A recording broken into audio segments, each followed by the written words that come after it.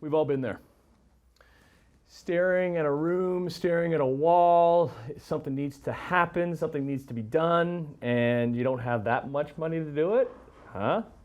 Slap a coat of paint on it, it kind of changes everything. Rolling with Bolen today takes us to Burlington. Great to be at Standard Paint and Wallpaper. My main man, Ken Looker. Good to see you, Ken. Good to see you, Tim. Okay. Why can paint change something so quickly? Well, when you look at a room, what is actually the biggest thing you see in the room? Most of the space is taken up by your walls. So there's your biggest canvas to work with. Secondly, everything goes against the walls. So you're able to mix and match your features with it. And thirdly, it's the most affordable. If you start looking at a floor, no one is going to say, I got a lazy Sunday, I'm going to go to the store and I'm going to rip up all my flooring and put new flooring in. You're not going to rip out your doors and put new doors in. You're not going to suddenly end up at the art gallery and come home with $4,000 worth of art. For about $150, you can do your ceiling, your walls, and your trim in top quality paint. And you can do it yourself. Like DIY painting is the one thing that you can't do. I don't know, I'm not the best painter, it's hard to really mess it up. You know what? The secret's relax, concentrate, focus, and invest in quality products. Okay, what do we have? What is this color here, Ken? That there is Cool Chive. It is the 2022 Seco Paints Color of the Year. Who chooses that? It's a combination of the interior designers that they employ and their design and marketing teams. So do people follow it? Yes. When it comes out? A lot of people do decorate with trends. Now, you got to be careful when you're getting with trends that you don't get too caught up into the trend. I often joke with people when they try to follow trends too closely that they're the best customers because I'm going to see them every year when the trend changes. Because they're always slapping that new trend color on there. But by the same token, at $150 to $200 a room, it's a nice way to be able to change with the trends. It is a way to mix it up. Okay, so I'm slapping this onto this wall of this color. Didn't need a primer or anything? Nope, this is the Seco Muse. It's a fantastic paint and primer in one paint. Comes with a mildewcide inhibitor to it, so you can use it in higher moisture areas, and has what's called lock-safe technology to help the color stay in when you wash it. Besides this color, what else are you seeing when it comes to trends? You're going with a lot of earth tones. People are bringing outdoor colors inside. You're seeing a lot more blues coming back, a lot of different shades of green, not just your greens that go in like your leafy tones, but ones that have a little more brightness like this. The gray trend seems to be over now. It still has its time and its place. That's why we're painting over And that's why we're painting over the gray, Tim. Say goodbye to 2016 to really 2021's trend. How many coats would something like this? Like, it seems like it's getting some pretty good coverage there. I always put 2 on just to be safe. I am a pretty good painter. I do it with my other business, Deck Goose. Right. My attitude is if you put 2 coats on, you're going to be safe. Budget for 2. If you get away with 1, fantastic. Any little tip? Like, it was just a little area, so pretty easy to do. But once you get on a big wall, any tips as far as first-timers or somebody that isn't that great at painting? Well, there's 4 parts to painting. There's the painter, there's the substrate you're painting, which is your wall, the tools, and the paint. Invest in quality tools, invest in quality paint. Take your time when you're painting. Don't rush, don't hurry with it, and make sure your walls are clean. That's a big one that people forget sometimes. The walls aren't clean, all of a sudden it looks gummy because they've picked up a cobweb in it, they had some dirt in it, and all of a sudden they have a streak in their paint finish. Okay. The name of the store is Standard Paint. Standard Paint. And? Wallpaper. Okay, that's another way to go. Another option. How do you hang wallpaper? Oh, we got an expert in here who's going to help us out. Get to that when we come back on Morning Live. So when it comes to painting, offers that immediate gratification. And really, anybody can paint, for the most part. But what about when it comes to wallpaper? That's a little bit tougher, but it's a trend we're really starting to see back here at Standard Paint and Wallpaper with Ken Looker. How popular is wallpaper becoming? Well, it's changed from back when we were much younger. The trend where you'd see a whole room and the whole house, It's gone. It's featured accent walls especially, powder rooms, sometimes offices and hallways.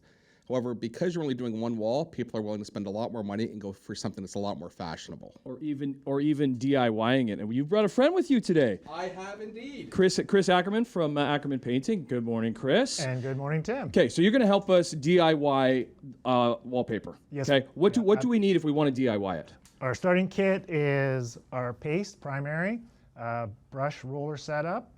We'll need a knife for cutting top and bottom of the paper, or scissors, and we will need a knife for cutting edges. So this has changed though, because like when I think back, there was like this big tin that or big thing you would put the wallpaper in, and you would bring it out of that, and the good old pre-pasted days. so that was pre-pasted. That's right. So Paste on the back of the paper, run it through. that's water, not throw it that's on not the wall. case anymore. This wallpaper is No paste. No And paste. if you don't know and you have to test, just use a little bit of spit. There's no paste there. If it was pre-pasted, I would have noticed. Okay. So what have you done to the wall to prep us for this? Yeah. So we are starting in a corner. When you start a wallpaper job, you want to start in a corner, typically behind a wall. So in your bathroom, it would be behind the door, so it's hidden. you're not gonna so see when it. your cute little puppies match up in a corner and their heads don't line up, you want it hidden. Because that's the toughest part when it's Yeah. matching So up. that's our Okay. starting point. And I've done a line here. I'll just quickly show you how I developed that line. Yeah. And that is, I put my paper here, and I ran short, made a pencil mark, and dropped in, because we're gonna have leftovers for me to cut off the wall. Okay. This is my plumb line. That's the line. So you have a level. And You need a level. we will, Okay. roller, brush. You still need to brush off the paste in the corners and the bottom and the top. Okay. How long is that paste good on the wall for? You Before want it to move starts as drying? quickly as possible. Okay. Yeah, but there is time. There's no rush. Okay. So then we got our wallpaper. We can start putting it up. I pre-cut my wallpaper, Okay. and I will try and do it this way. Use your ladder here. So Get you on my come and ladder. see Ken, and you get wallpaper and stuff from I've been from him? purchasing from this store since 1980, so there we go. Pre-can. Right. So, Yes. so you've seen all different types of All right, thanks, Tim. like wallpaper kind of in trend, get out of trend, and then come back into trend. And qualities too. And qualities of it. Cool. So what we're doing here is we're getting a lift. We're having a visual on the line. Make sure we have enough overlap at the top. And at this point, we Overlap can is find the good. line. So where's my line? Here, we can float the paper. So we can float right onto that line. I'm off here, no good. It's gonna float right to the line. Verify here. Tim, would you pass me the sponge? Sponge. Sweet, need the sponge. Bring it out across the center, and we work the middle because we want it to go out and relax properly. We don't want to force the paper, we don't want to train the paper. We want to lead the paper. Any tips when choosing wallpaper, Chris? For choosing, that's Ken's department. Okay.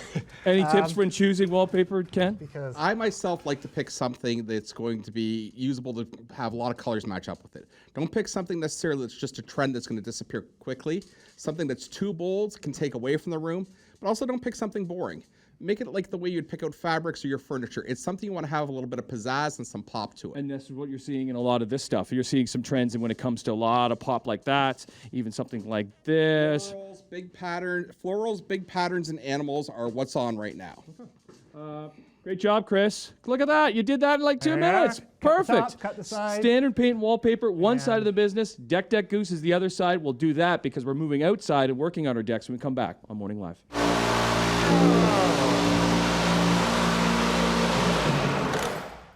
Morning. So, although we're not outside this morning, we're getting slowly to that time where we could be building a new deck or refurbishing a new deck. Going to be back here at Standard Paint and Wallpaper with my main man, Ken Looker, because you have standard paint, but you also have Deck Goose. Correct? Which is getting to the time of the season. And we were with you last year, and I learned a lot. And the timing is perfect because I right now need to update my deck, and I need to sand my deck because I didn't sand my deck when I put it together. Yes, we discussed that last year. Okay, so that's the thing. Why do we need to sand even a new deck? Okay, so a brand new deck, what happens was your lumber goes through the sawmill, and it comes with what's called mill glaze. It's a buildup when it goes through the planers to take the rough wood down and smooth it out. Accumulation of the dust and the sap, it creates a glaze on it. You'll often see, even on this wood here, because even on this this is wood freshly here, purchased wood. like you can see on these sections of the cedar here, it's actually shiny where you didn't sand it. This is cedar. Okay. Yeah, and it's actually shiny, and that's the mill glaze. So what we do is if I put some water on it, you see it actually doesn't penetrate. It just sits on top there because it can't get through the mill glaze. Throw a little more on it. Okay. Okay, we need to get through that mill glaze because your stain is penetrating. A paint is a surface coating, stain penetrates. For it to be able to penetrate the wood, we need to sand that mill glaze off. So this pressure treated. Same thing, you can see. It's pooling up right on top there. So we need to be sanding even this new wood down. I had no idea you New needed wood to do that. especially. I don't know why this year, visiting with potential customers, I have heard of more cases of people staining new wood and saying to me, why would I sand it? It's brand new. Yeah.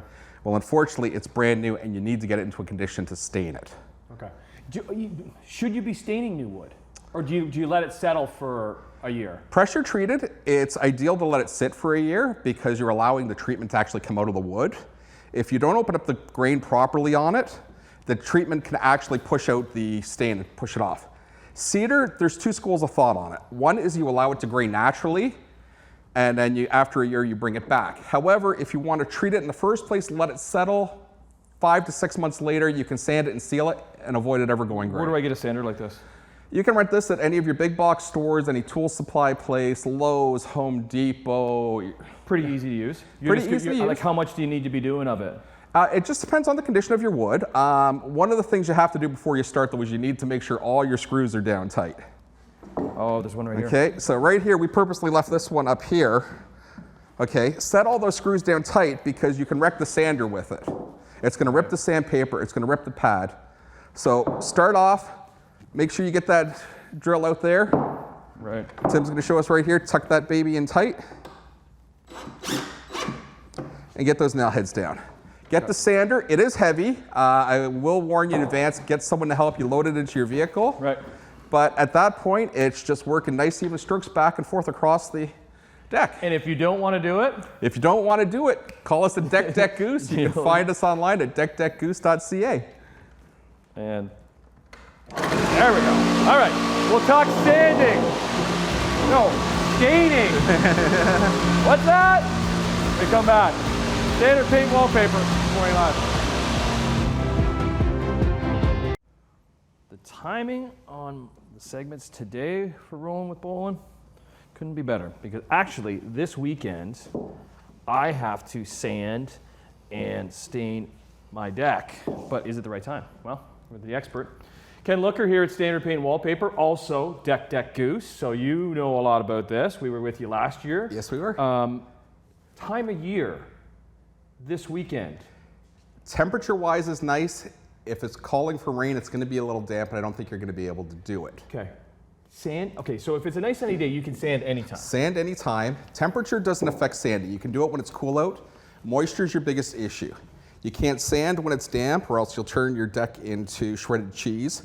You can't stain when it's wet. It won't penetrate and seal properly. How do you know the temperature when you can stain? Ideally, you'd like to be generally 12 degrees Celsius and above, and you'd like it to be at that temperature for at least 12 hours afterwards, preferably 24. Your moisture content, you can pick up a moisture meter at Canadian Tire, Home Depot. Fantastic tool. You just line it up, you touch it on, and it'll tell you your moisture content. What's your moisture content need to be? Most manufacturers will recommend 18% or lower. Myself, I like to be under 14. I'd rather be safe than sorry. The last thing you want to do is invest all this time and energy into doing this project, and because you jumped the gun a little bit, you had to redo it quickly. Right. I'm loving this stain. What's this stain? Okay, so this is the Olympic Maximum. This is the Canyon Brown color. The first board you're staining there is pressure treated. The second one is cedar. I really like this product. It actually goes on at a warmer temperature than some other stains. It's a water-based product. It does come with a durability guarantee. The water-based stains have improved significantly since when I started in the industry 24 years ago. Because it never used to be water-based when it came to stain? It used to be almost everything was oil. If someone had a water-based stain, it was an inferior product. However, because of the technology improvements and the phasing out of the oil, the water-based products have become significantly better. Okay. Pressure treat to cedar. Yes. Cedar's more expensive. More expensive. When you look at it though, when you put the stain on there, it doesn't look any different. With darker colors, they can look very similar with the prep work. However, a lighter color, you'll significantly see a difference with the cedar. I recently just had a customer, she was a longtime cedar person. I stained some wood up for her and she said, I don't care how much extra it is. The pressure treated is nice, but the cedar is beautiful. How much more is it? You're looking cost-wise between 40 and 55%, depending on which items you're using. Really? Okay. So while you're working here, firstly, I don't know if anyone's noticed, you're working with a brush on a pole. What we do is we're working smarter, not harder. You don't need to get on your hands and knees. Secondly, what we like to do with this, myself, is I will brush this out and come across the board like that. Yep. Take it right down to the end. Right down to the, so go to the other end. You can go back and forth. Just work your way, work your way. So what I'll do is, as you can see here, it's a little lighter, right? So I blend that in by coming back and forth, back and forth, back and forth, back and forth, back and forth. Then what I'll do is I'll just come to the length of the board so I remove any brush marks. This is especially important. I got family down just outside Atlanta. Good old hot Atlanta. We have summer weather that can be hotter than them. You can put this on in warm weather. You have to be careful when it's drying. If you don't get those brush marks out and it dries too quickly, they're going to be in your finish. Every year I've been staining my deck. Now I've learned because I didn't sand the deck, that's one reason. Yes. If I'm sanding and staining properly, how long should this stain last? Ideally, you're looking 3 to 5 years. Part of it depends on your exposure. Okay. And a lot of it is I guess traffic on the deck too. traffic. Right? Dogs are terrible. I love dogs. They seem to love me, but they're terrible for decks. Okay. They have those big nails to them, especially big dogs, and they can wreak havoc on your deck. Running out of time, but all different types of stains behind you. You can kind of choose the one that you want. You know what I mean? Solid stains look like a paint. They penetrate and seal. Translucent, natural wood tones, a little richer color. A lighter shade of a translucent.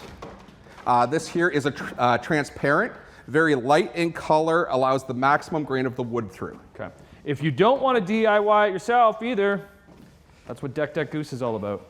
And Ken and the whole gang will come and do it for you. Good seeing you, buddy. Good to see you, Tim. Happy decking. Thank you.